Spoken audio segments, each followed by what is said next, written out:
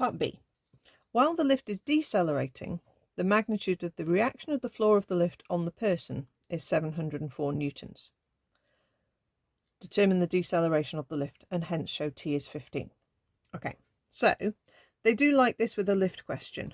They'll give you a sort of an overall outside the lift sort of view, and then another bit of the question will give you inside the lift. Okay, so let's say I've drawn a box rather than a person, but never mind. That's your person there. They are of mass 80 kilograms, so we'll put 80g downwards. And there is then this reaction force of 704 newtons pushing up from the floor of the lift onto the person.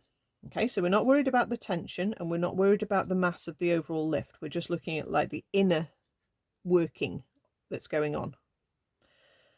But we're still moving upwards because we are being pulled upwards. This is the journey of the lift. As I said, you're accelerating upwards, you're going at a steady speed upwards, and then you're slowing down. So imagine being in a lift and going up to, the top floor of a building. So you're still moving upwards, but you're slowing down here.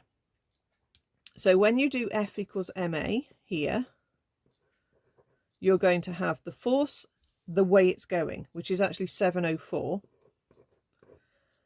minus the force that's opposing that motion, which is 80g.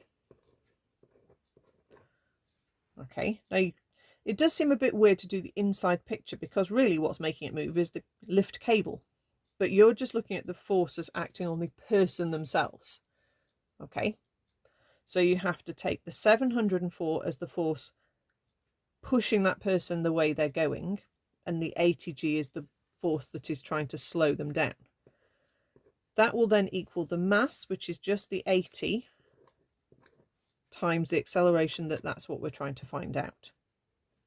So we can do 704 minus 80 times 9.8, divide that all by 80 and see what we get. 704 minus 80 lots of 9.8, divide that by 80, just do it all in one go, and there's our acceleration is -1. Okay, so it says determine the deceleration.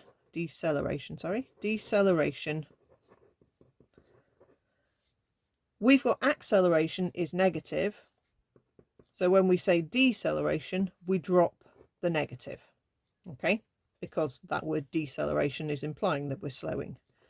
So we say deceleration of 1 meter per second squared. Okay. We need to show that t is 15, so we go back to the velocity time graph. We've got this section which is starting at a velocity of 5, slowing down to 0. Okay, we can work out the time gap that happens in first. Okay, so we've got u is 5 this time and v is 0. We know we are decelerating. In the Suvat equation, we need to put it back as the minus acceleration. Okay, because then you're going to get this slowing down from 5 down to 0. So we need to state it without the minus if we're stating deceleration, but in the Suvat equations, we need to use it with its minus. So we're going to use v equals u plus at. 0 is equal to 5 plus a -1 t. So that gives me, if I just hop the minus t across, t is equal to 5. And then add that on to the 10 seconds that we were at the start of this period, and that gives you the value of t that we need in this question. This t here is 15. I'm kind of using t in a couple of different places, but that is the time gap, and then this is the overall time.